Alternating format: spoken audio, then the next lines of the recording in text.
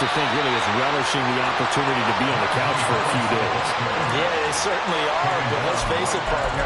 They can't get caught looking ahead to that couch time while they're playing this one. They've got to take care of business first.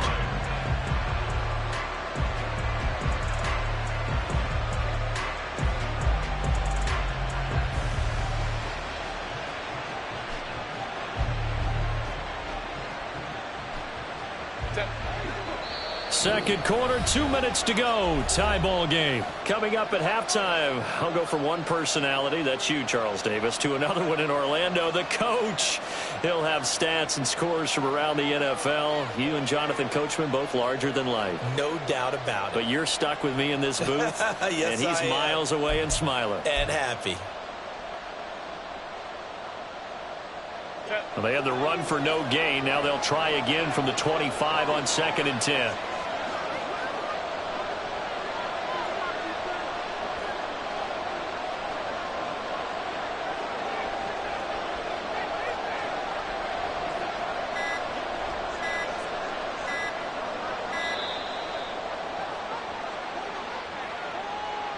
Now the offense knew it. They were already starting to walk back as that one is accepted.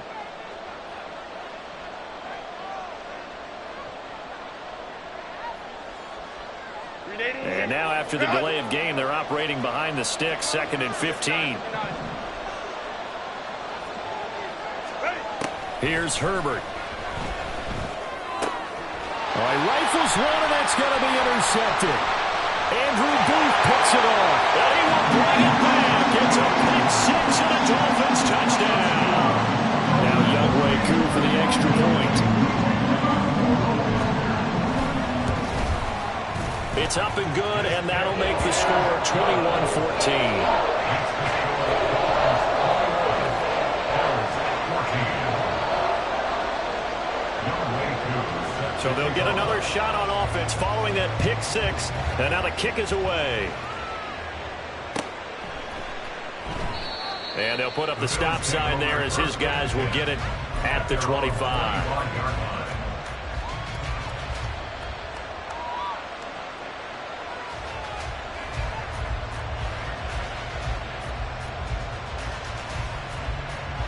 The Bills come to the line to start their next drive.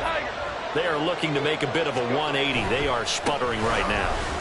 And frankly, I think it's time to call your playmakers together and say, all right, guys, we're going to lean on you through this patch.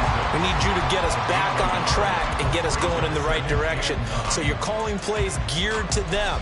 Not necessarily what you look at your plays, oh, this hurts the defense. I want the ball in the hands of X, Y, and Z and see if we can move forward. So don't get too cute. Go to the playmakers. Back to throw here, Herbert. That's caught right side by Palmer. And they're able to get this one across the 35. First down now, but the clock continues to move. Now Herbert with it, looking to pass. There's a short throw to his tight end, McKitty. And he slips up past the 45 before being tackled. They get 10 more there, and I believe that'll be enough for another first down. It will. And what a nice example there of a tight end doing exactly what he needs to do. How about how he worked his way to the outside, made sure he secured the catch, and then anything after that, we count that as a bonus. And indeed, he gets enough for the first down.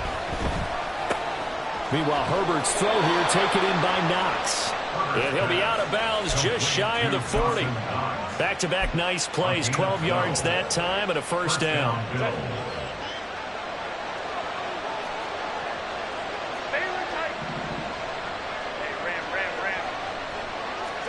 Herbert throwing again. There's a short throw to his tight end, McKitty. And they'll get this to the 30-yard line before crossing over out of bounds. 11 more yards that go around, a first down as well. Well, that's now 4 completions in a row. A good bounce back following the interception last drive. Certainly not letting it affect him, that's for sure. And we all know interceptions are going to happen. So the big trick, don't let it affect you going forward. Most of the good quarterbacks, they just tell the ball boy, get that one out of the rotation, give me a fresh ball, and let's go. He's got his offense moving again.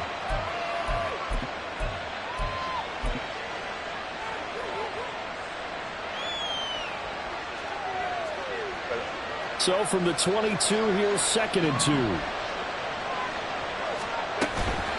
Harris running straight ahead.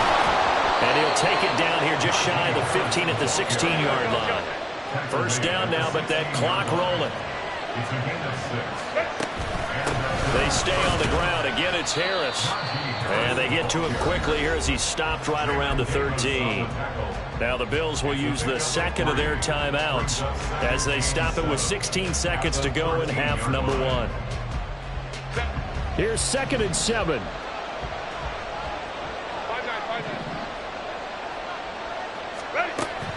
Looking to throw. Herbert. Touchdown, Bills!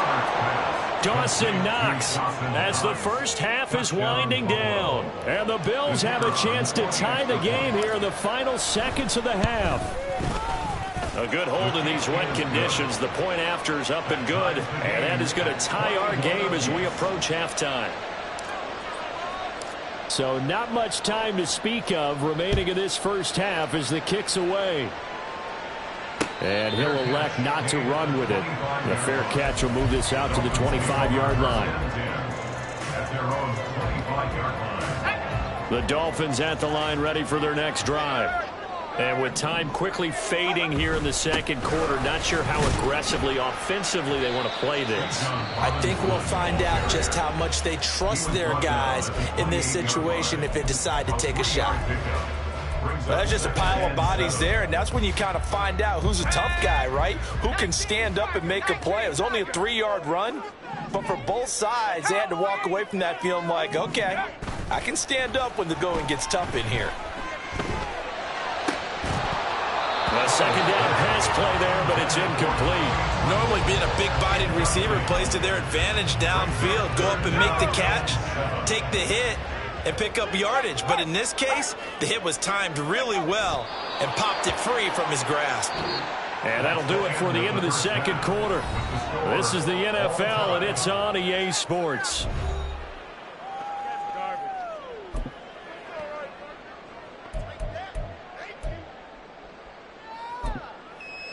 Welcome back. Halftime over. We are ready for quarter number 3. Alongside Charles Davis, I'm Brandon Gordon.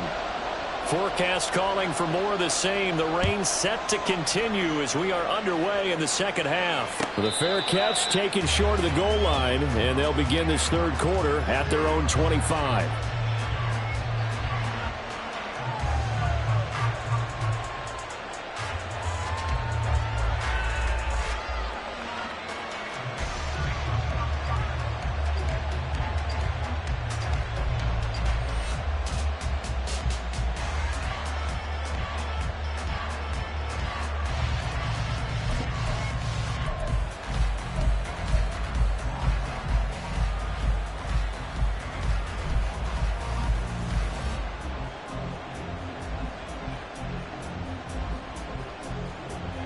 Buffalo offense ready to go for their next drive. This offense ready for the first drive of the third quarter. Well, quarters number 1 and 2 entertaining. We saw some good offense points put up, Charles, and all tied on the scoreboard. And it sets us up for what could be a really fun second half because we've seen both sides score almost at will here in the first half. And now, here in the second half, getting the ball first, you've got to think, hey, we can go out and really run our offense the way we did in the first half. But if I'm a defensive player, all I'm thinking is, can I make a play to really help out my team and break this streak of offense? Harris going to get it again on second down.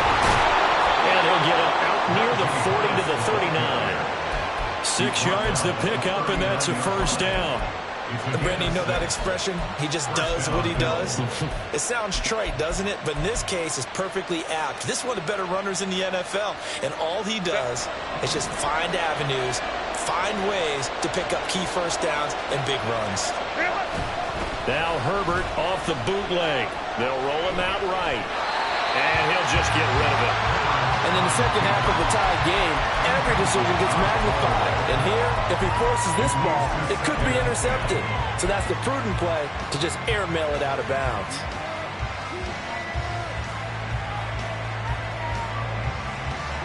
Here's 2nd and 10. Out of the gun, Herbert. Reynolds with a catch out on inside. 5 yards. Now it's 3rd and 5. Simple drag route here, lined up out left and tried to work his way back across the field. You probably saw me twitch there, partner, because I think he wanted the ball a little bit sooner. By the time he looked it in, defender was right on him.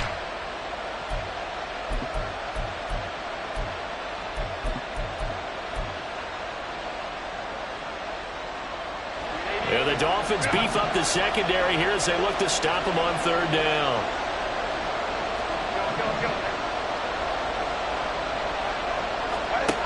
Now a shotgun snap as they'll look to throw. On Herbert, his 3rd interception. Picked up by Trenton Simpson. And they'll take over inside the 45 at the 44-yard line. Intercepted. The Dolphins take over 1st and 10 at the 44-yard On 1st and 10, it's Robinson. And good space to operate there as he takes this down inside the 45-yard line. Give him 10 yards there, and about by the nose of the football, he's going to have a 1st down. Running lanes were at a premium in the first half, but he's able to find some room there, and he's hoping that that's a precursor of a big second half. From the 34 now, here's 1st and 10.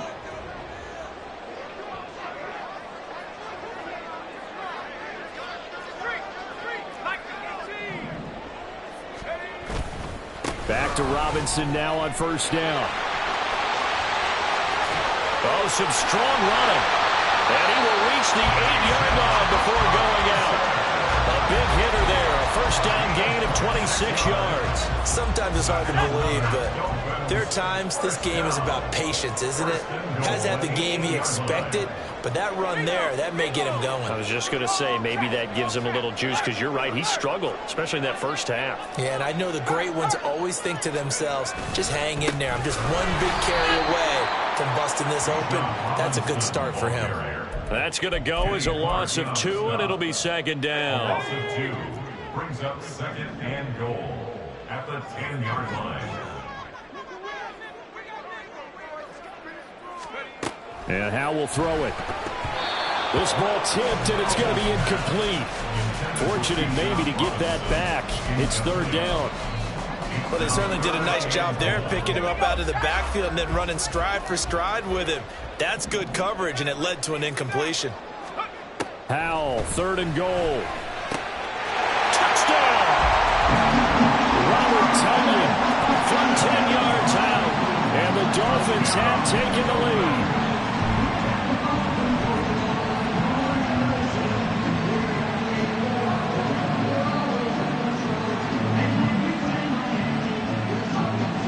Koo now for the point after.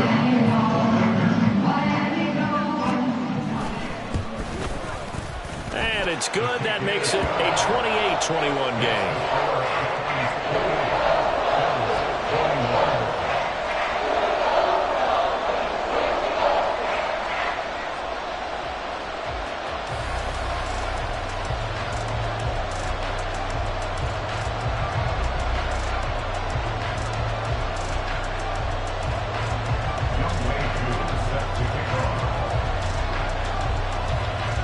Following the touchdown, here's Koo to kick off.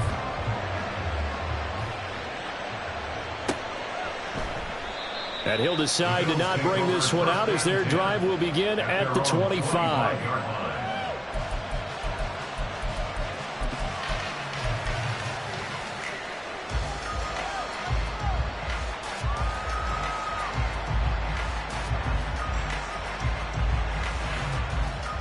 The Bills come to the line to start their next drive. And the points, they have come fast and furious in this quarter. You really don't want to be on the defensive side of the ball right now, do you? Because you're either thinking, my replacement may get an opportunity. Your head better be on a swivel. Totally. Or maybe I just need to get out of the game for a while because I just can't slow these guys down. They've got to figure out a way to disrupt these offenses. And typically, one guy makes a big play, and that can help change things. They'll be looking for disruption on both sides right now.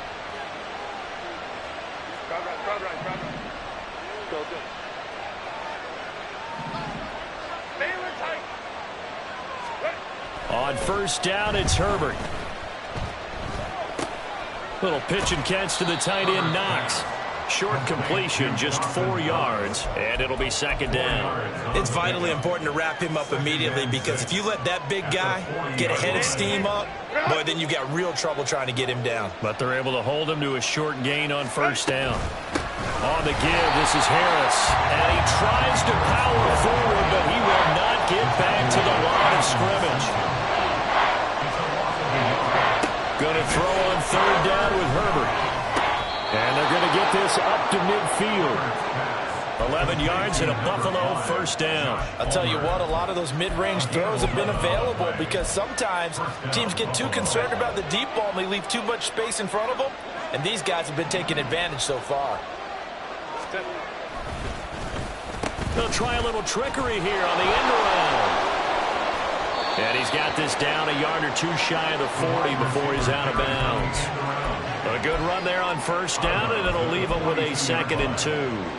Anytime the offense shows what they call a shot play or a chunk play where they're trying to get big yardage, sometimes people just call it gadget plays, and you hold it to a gain that we just saw there, you feel pretty good about yourself as a defense. From the 42 now, here's 2nd and 2.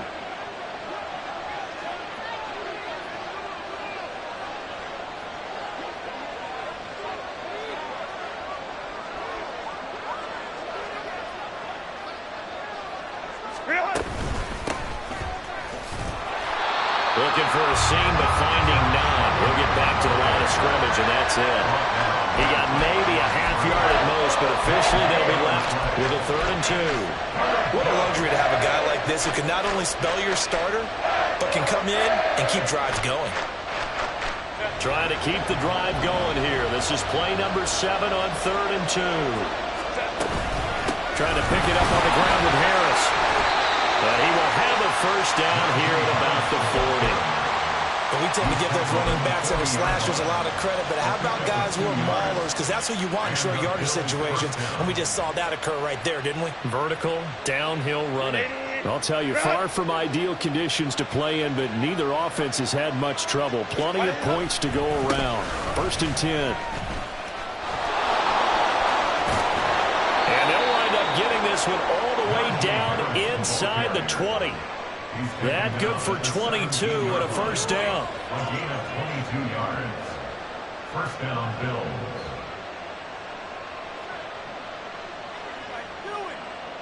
Three quarters have come and gone. We'll return with more after this. This is the NFL, and it's on EA Sports.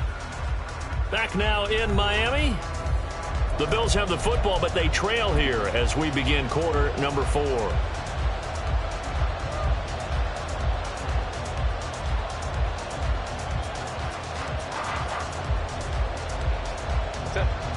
The drive continues as they search for a tying touchdown. Here's 1st and 10. They'll keep it on the ground. Harris again. And he's eaten up at the line of scrimmage. Might have gotten a yard down to the 16. He's had success on this drive, but not on this play. Finally, they bowed up defensively. I think they were determined not to let him take it pretty much all the way down the field. Yeah, it looks like they handled their run responsibilities correctly this time. What we call them run fits, everyone was in the right place. Flushed out right. Toward the back corner of the end zone, but he could not get the feet down. This will wind up incomplete. Some coaches like to take the shorter, more reliable yardage, and some, they like to go for the big shot. No fear in risking a deep ball there, but it wasn't enough to get him to completion. Now it's Herbert. Works right side into the hands of the tight end, Knox. And the Bills are going to have 1st and goal as they try to finish off this drive with 6 points. Now the Dolphins are going to halt the action here. It's a timeout. It's just their first. They'll be down to 2 remaining as we step aside here in the 4th quarter.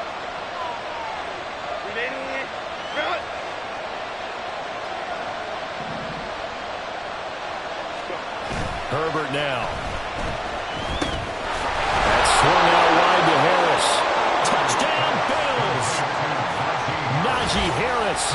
He scored on the ground and through the air. And the Bills are an extra point away from tying this game here in the 4th. The call is to go for 1 and kick the extra point. And we are tied here in the fourth quarter. That will tie the game. 28 all.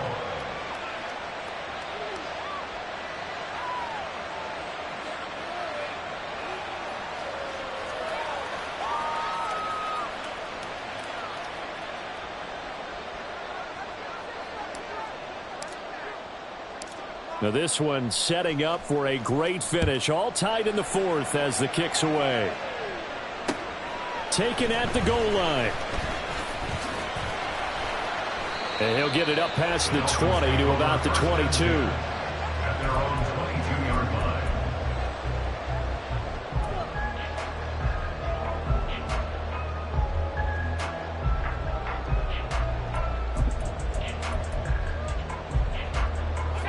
First down Miami as they get set to start the drive.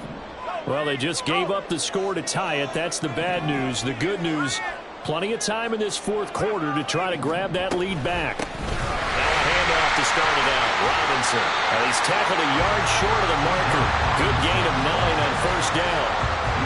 First play of the drive, let's give credit all around. Excellent blocking, but the guy carrying the ball, he was the finisher. A really nice run. From the 31, here comes second and a yard.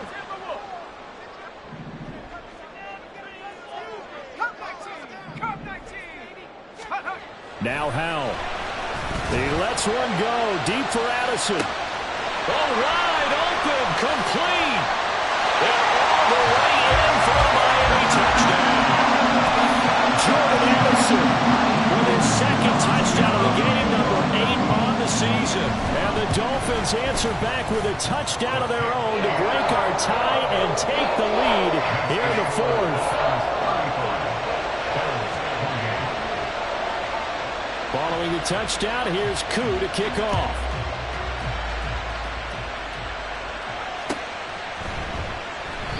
And they'll put up the stop sign there as his guys will get it at the 25.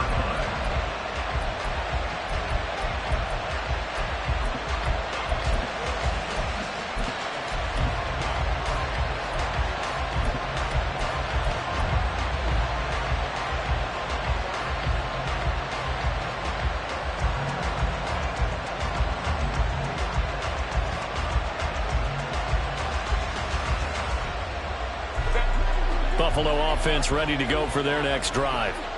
They now trail by 7 after that last touchdown here in the fourth quarter. What a big spot for this offense. See if they can cobble something together on this drive.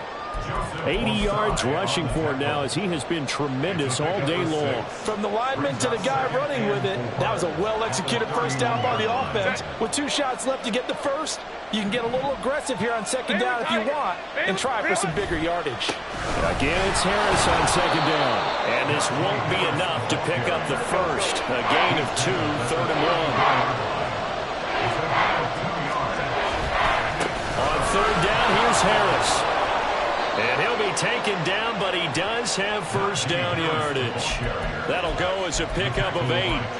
Well, partner, I know this type of running back. I mean, this size, this intensity usually gets better as the game goes on. I can just tell you from experience, the first few quarters, oh, you're eager. You come running up there, I'm going to tackle this guy. By the fourth quarter, you're coming up and thinking about it. And D-line wearing down fourth quarter.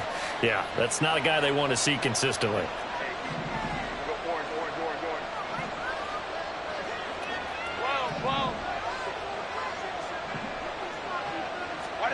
On 1st and 10, Herbert. And he can't find anywhere to go with it, and he goes down. Micah Parsons, he's the one to get him, and that is sack number 7 for him on the year. Okay, I'm not sure you could actually draw a better pass rush than that one right there. Nowhere to go outside. He had to keep backing up and backing up and backing up. Eventually dropped for a huge loss. Little pitch and catch to the tight end, Knox. And he'll be out of bounds after getting this one across the 40. So the completion results there in 9 yards. And that brings up 3rd and a full 10 yards. Now Herbert going to shift his guys around. On 3rd down, he'll drop to throw. Work in the middle of the field, and he's got a man complete. And he is going to have a Bills first down as they're able to get the third down conversion.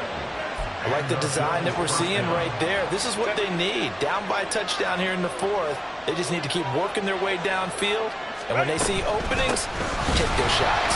And trying to push forward, but he is going to be stuffed up in the backfield. With his size, he's a tough man to bring down, but they do a nice job there stopping his progress and not allowing him to get back to the line of scrimmage.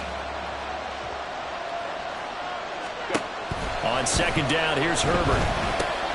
He'll get this over the middle here to Palmer. And he'll get it inside the 40 to the 39. Well, the elements, the crowd, the situation, this is NFL football at its best. Here's third down. And he's going to have the first down yardage as he's down at about the 30-yard line. And that's the big fella's MO right there. Running through tackles, keeping the sticks moving forward. This defense, if you don't bring 11 guys to the ball to try and get him on the ground, he's going to keep making runs like that. I feel the press box shaking every time he touches the rock. A little bit of an unconventional call there. Yeah, but it worked. And how great was that? That's got to give them a lift in this situation. Here's a 2nd and 7. Brings up 2nd and 7. Throwing, Herbert. He'll buy some time right. That is caught. It's Chris Godwin. And he gets it all the way down inside the 10 and mark him at the 5. And this is obviously a spot where you lean on your stars. Get the ball to them in open space and let them do what they do. Here we go. First and goal.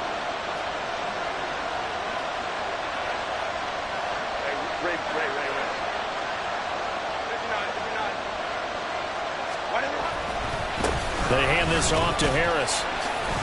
And this is going to result in losing yardage. They're driven back to the 8-yard line. I'm a little surprised right here. They've got 3 timeouts left. The clock's running down, and they aren't using them. Those timeouts do you no good at home. Use them now.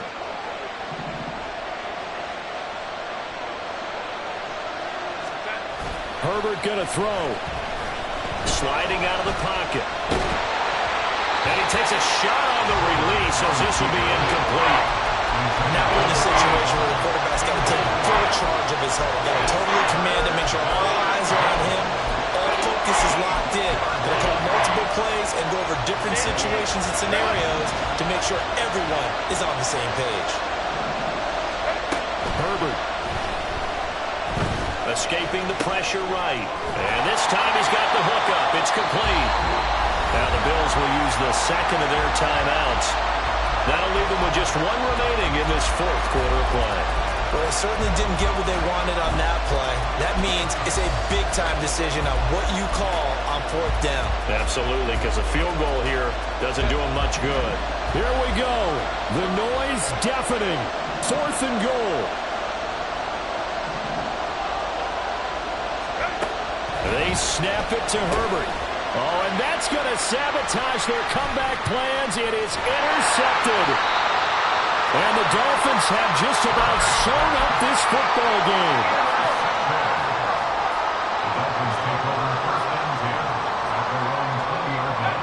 Victory very likely now for the Dolphins as they take a knee here. And we all just got a heck of a show, partner. This was a close game for a long time. Close at half, close down the stretch. Home team finds a way to get it done. A narrow victory. Yeah, they finished with a flourish, didn't they? Because there were times where each side looked like they were the better team out there. And the outcome was in doubt for much of this game. Every snap seemingly more important than the previous one. Great effort from the guys visiting. But in the end, how about those guys in their home stadium finding a way to win? So for the Dolphins, they continue to make their case for the playoffs as they move to 9-3. And they'll hit the road next week to take on the Arizona Cardinals. Meanwhile, for the Bills, they fall to 6-6 now on the campaign. And they'll get the extra week to think about this one as they return to action in 2 weeks' time.